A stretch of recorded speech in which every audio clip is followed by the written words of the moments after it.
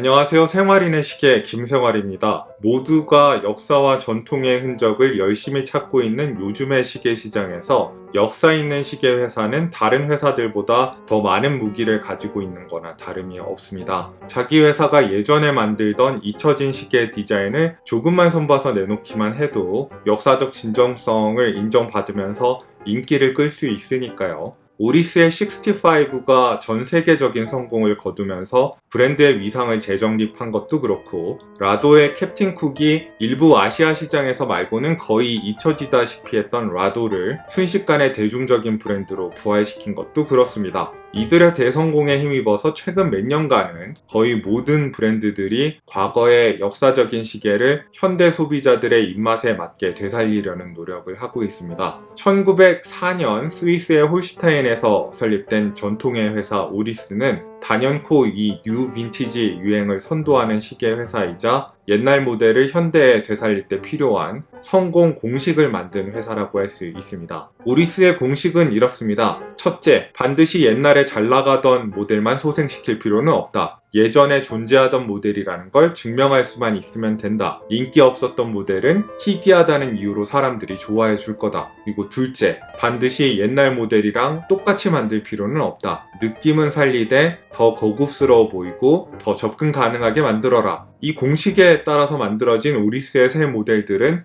연타석 홈런을 날리고 있습니다. 1965년에 다이버 시계를 되살린 65가 엄청난 성공을 거뒀고, 1930년대에 파일럿 시계를 되살린 빅크라운 포인터 데이트 같은 모델도 아주 좋은 반응을 이끌어냈습니다. 후자는 저희 채널에서도 리뷰로 소개를 드린 바 있습니다. 다이버 시계, 파일럿 시계가 나왔다면 레이싱 시계가 빠질 수 없겠죠. 오늘 소개해드릴 크로노리스라는 모델은 오리스 최초의 레이싱 시계를 현대적으로 변주해서 내놓은 시계입니다. 제가 1960년대가 레이싱 크로노그래프의 전성기라는 말씀을 예전에 드린 적이 있었는데, 롤렉스 데이토나나 오메가 스피드마스터, 호이어의 카레라, 유니버셜 제네브의 컴팩스가 다 60년대에 최고의 레이싱 시계의 자리를 놓고 경쟁하던 모델들입니다. 오리스는 1970년에 와서야 크로노리스라는 모델로 이 레이싱 크로노그래프 대전에 참전을 합니다. 솔직히 말해서 오리스의 크로노리스는 제가 앞에서 언급한 전설적인 크로노그래프를 대체할 만한 화려한 시계는 아니었습니다. 하지만 상당히 독특한 방식으로 구동하는 흥미로운 시계였던 건 분명합니다. 예전의 크로노리스를 보면은 분명히 크로노그래프 시계인데도 서브 다이얼이 하나도 없고 바늘이 3개, 쿠션은 하나밖에 없는 걸 보실 수 있습니다. 현재 시각을 나타내는 초침이 따로 없고 가운데 있는 초침은 사실은 크로노그래프의 대바늘입니다. 이 대바늘은 2시 방향의 푸셔를 활용해서 구동을 할 수 있었습니다. 게다가 별도의 서브 다이얼이 없었기 때문에 분단위 경과 시간은 4시 방향에 있는 용두로 내부 베젤을 돌려서 추적을 해야 했습니다. 좀 사용하기 번잡하기는 했지만은 무브먼트 자체는 다른 크로노그래프보다 압도적으로 단순했기 때문에 다른 레이싱 시계에 비해서 가격 경쟁력을 갖출 수 있었고, 생김새도 개성이 있었기 때문에 당대에 적지 않은 인기를 누렸습니다. 오리스는 2005년에도 이미 크로노리스를 다시 내놓은 적이 있었는데요. 2015년에 내놨던 65 다이버 시계의 전 세계적인 인기에 힘입어서 2017년에 한 번 더 자신의 역사적인 첫 번째 레이싱 시계를 약간 손을 봐서 내놨습니다. 그러면서 몇 가지 흥미로운 선택을 했는데, 크로노그래프 기능을 추가한 모델과 크로노그래프를 빼버린 모델을 같이 내놨습니다. 제가 리뷰할 모델은 크로노그래프 기능이 없는 모델인데, 역설적이게도 외양으로만 보면은 원조 크로노리스랑 더 비슷합니다. 왜냐하면은 아까도 말씀드렸다시피 원조 크로노리스에는 서브 다이얼이 없었고 3개의 바늘만 있었으니까요. 크로노그래프 기능이 없는 레이싱 시계라니 말이 되냐? 이렇게 말씀하실 분들이 있긴 하겠지만은, 과연 얼마나 많은 분들이 정말 진지하게 자동차 경주에 참여해서 이기기 위한 목적으로 혹은 기록 관리의 목적으로 레이싱 시계에 크로노그래프 기능을 사용하실지 저는 의문입니다. 게다가 오리스 정도 되는 명성의 브랜드가 예전처럼 크로노그래프 기능이 있는 모델을 내놓는다면 가격이 꽤 비싸지겠죠. 크로노그래프 기능이 없는 대신에 이 시계는 슈퍼 컴프레서 다이버처럼 용두로 동작시킬 수 있는 시계유리 내부에 타이밍 베젤이 달려 있습니다. 70년대 레이싱 시계에 뭔가 알록달록하고 펑키한 분위기는 유지를 하면서 더 고급스러운 마감에 더 저렴하고 실용적인 시계를 내놨다는 걸 저는 높이 평가하고 싶습니다. 오늘 리뷰할 시계는 오리스의 국내 공식 수입처인 미림시계 측에서 제공해 주었습니다.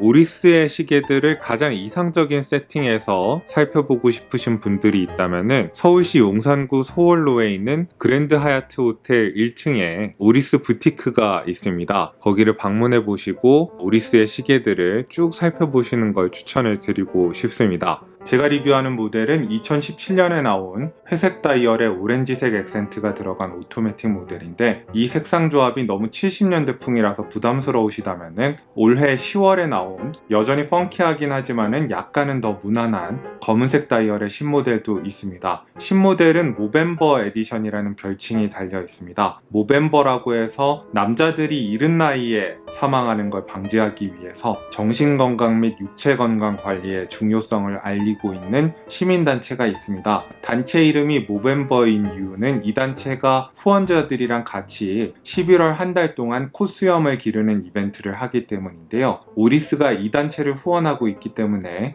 그 해의 인기 모델 중에 하나를 가을에 모벤버 한정판으로 만들어서 거기서 발생한 수익금의 일부를 모벤버에다가 기부를 하고 있습니다. 작년에는 비크라운 포인터 데이트를 모벤버 에디션으로 내놓았었는데 올해는 크로노리스로 모벤버 에디션을 만들었습니다. 올해는 특히 뉴욕 양키스의 에런 분 감독과 같이 특별 영상도 만들면서 크로노리스 제품의 판촉을 열심히 하고 있습니다. 오리스가 좋은 일을 하는 거니까 이 모델 말고 2019년 10월에 나온 모벤버 특별 에디션도 한번 살펴보시길 바라고요. 그럼 본격적으로 시계를 살펴보도록 하겠습니다. 제가 특히 좋아하는 이 거북이처럼 생긴 쿠션 케이스의 지름은 39mm이고 러그 투 러그의 길이는 43mm입니다. 동양인의 손목 사이즈에 잘 맞게 아담하게 나온 시계입니다. 제 7인치 둘레의 손목에 착용한 모습으로 여러분의 손목 위에는 어떻게 보일지 한번 짐작을 해보시기 바라고요. 동양인의 가는 손목에 쉽게 어울릴 수 있을 만한 적절한 사이즈로 나왔다고 생각합니다. 스포츠 시계로서 높은 활용 가능성을 보장하는 100m 방수 성능을 가지고 있습니다. 두께에는 도명의 시계 유리를 포함해서 12.5mm가 나오도록 되어 있는데요. 유리 부분의 두께를 빼고 케이스가 유선형으로 나와 있기 때문에 체감은 꽤 얇게 느껴지는 시계입니다. 메탈 줄을 달고 있지만은 무게는 줄을 포함해도 132.3g으로 묵직합니다만은 크게 무겁지는 않습니다.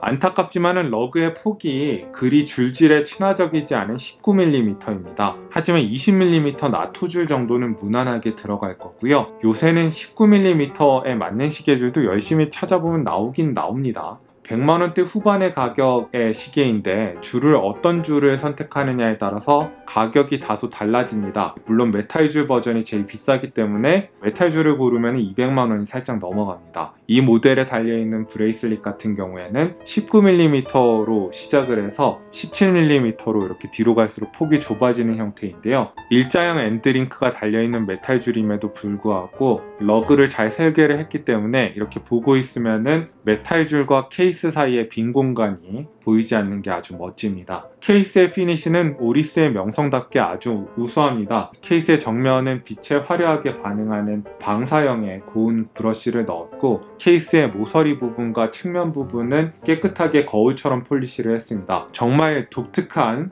15개의 조각을 한 줄로 만든 이렇게 복고풍의 메탈 줄도 흥미로운 피니시를 보여줍니다. 가장자리의 큰 두 조각에는 직선의 브러쉬를 적용을 했고 안에 치밀한 조각에는 폴리시를 적용을 했습니다. 이 브러쉬와 폴리시 대비의 기조는 클래스프 부분에도 유지가 되고 있습니다. 전반적으로 복고풍의 시계에 잘 어울리게 화려하게 브러쉬와 폴리시의 대조를 만들어냈습니다. 시계 유리로는 도명의 사파이어 크리스탈을 사용을 했습니다. 내부에 무반사 처리가 되어 있고요. 그냥 대충 도명으로 만든 게 아니라 예전의 아크릴 시계 유리의 형태를 아주 성공적으로 모방한 유리입니다. 오리스가 사파이어 크리스탈로 이렇게 아크릴 시계 유리의 느낌을 만들어내는데 일가견이 있는 것 같습니다. 6.3mm 지름의 용두가 2시 방향과 4시 방향에 위치해 있습니다. 특이하게도 2시 방향에 있는 용두에만 오리스의 로고가 들어가 있습니다. 2시 방향에 있는 용두는 수동 감기와 시간 조정을 하는데 필요한 통상적인 용두이고요. 스크루다운 방식이 아니라 일반적인 푸시업 다운 방식의 용두입니다. 반면에 4시 방향의 용두는 엣지도 조금 더 복잡하게 만든 걸 보실 수 있고 스크루다운 방식으로 만들었습니다. 이 용두를 이용해서 유리 안쪽으로 보이는 제일 가장자리에 위치한 은색의 타이밍 베젤을 회전시킬 수 있습니다. 용두를 풀면은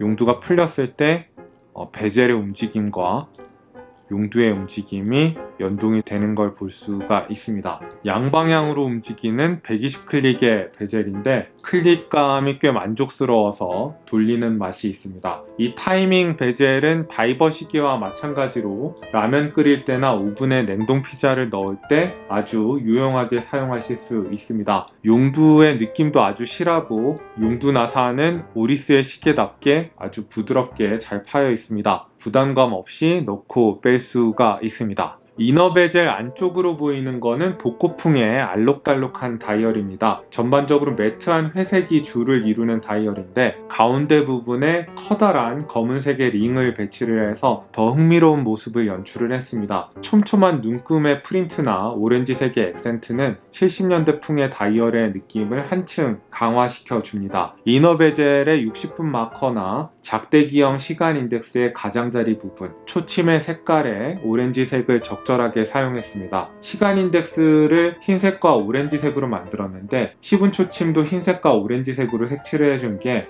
아주 잘 조화가 되는 느낌입니다. 12시 방향의 오리스의 로고, 6시 방향의 크로노리스의 모델명과 무브먼트에 들어간 인공보석의 개수 같은 것들이 프린트가 되어 있고 디귿자 형태로 틀지어진 날짜창은 3시 방향에 위치해 있습니다. 이렇게 금속 소재의 인덱스 같은 걸 따로 붙이지 않고 주로 프린트로 구성 요소를 찍어낸 다이얼이 자칫 저렴해 보일 수가 있는데요. 크로노리스는 색상이 선명하고 프린트의 해상도가 높으니까 이게 전혀 나쁘게 보이지가 않습니다. 70년대 모델의 느낌을 아주 잘 이어받고 있는데 쓸데없는 타키미터를 없애버려서 심지어 더 깔끔하고 단정한 인상을 줍니다. 케이스나 다이얼은 매우 흥미롭게 잘 만들었는데 이 스크루다운 케이스백은 그렇게 흥미롭진 않습니다. 뉴 빈티지 컨셉의 오리스 시계들은 디스플레이 케이스백이 아니라 뒷면이 막혀있는 솔리드 케이스백을 많이 사용을 하는데 옛날에 오리스가 사용하던 로고를 아주 얕게 새겨놨다는 거 말고 별다른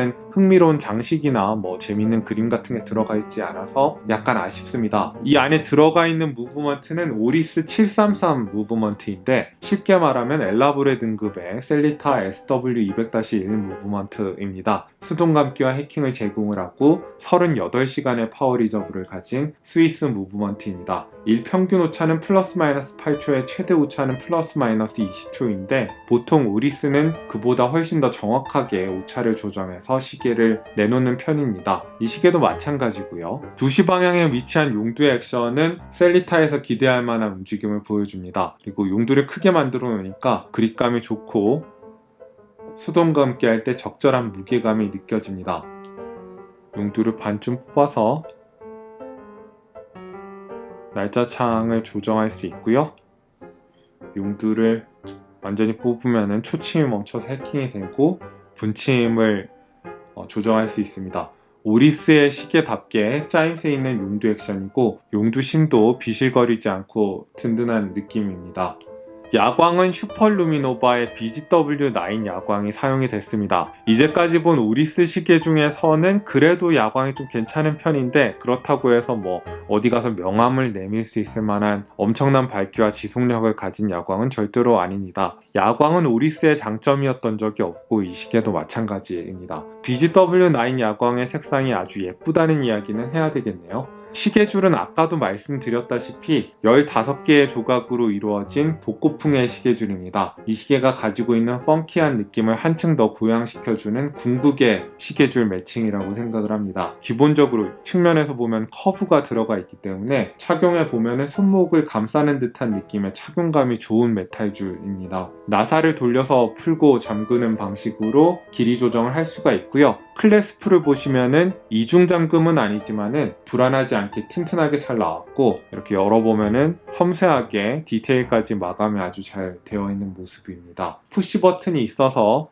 풀기가 쉽다는 거, 여닫기가 쉽다는 것도 장점이라고 얘기할 수 있겠네요. 자, 그럼 총평을 이야기하겠습니다. 크로노리스는 100만원 후반에서 200만원 초반 정도의 예산으로 남들과 다른 선택을 하고 싶은 분들께 강하게 추천하고 싶은 독특한 시계입니다. 굳이 느낌이 비슷한 시계를 꼽자면은 60년대 말에 잠시 나왔던 오메가의 스피드마스터 시리즈 중에 보급형 모델이었던 크로노스탑이라는 모델이 있긴 한데요. 디테일이 상당히 다르고 결정적으로 크로노스탑은 지금까지 계속 나오는 모델은 아닙니다. 이번에도 65를 성공시킨 오리스의 내공이 충분히 느껴집니다. 70년대로부터 에너지와 참신함을 받아왔지만은 촌스러움까지 물려받지는 않았습니다. 21세기를 살아가는 젊은 사람들이 차기에 불편함이나 어색함이 느껴지지 않는 세련된 시계입니다. 시계에 관심이 있는 사람이든 없는 사람이든 눈에 잘 띄는 시계이기 때문에 대화의 소재로 삼기에도 좋습니다. 저는 이 시계를 차고 나가서 칭찬을 벌써 여러 번 들었습니다. 일단 이 시계를 차고 있는 사람을 주변에서 볼 일이 없다는 점에서 저는 오리스의 시계 중에서 제일 마음에 드는 시계 중에 하나로 크로노리스를 꼽아보고 싶습니다. 오늘 크로노리스 모델을 살펴봤는데요. 여러분들께 유용한 정보가 됐으면 좋겠습니다. 오늘 리뷰가 유용하셨다면 구독과 좋아요와 알림 설정을 부탁드리겠고요.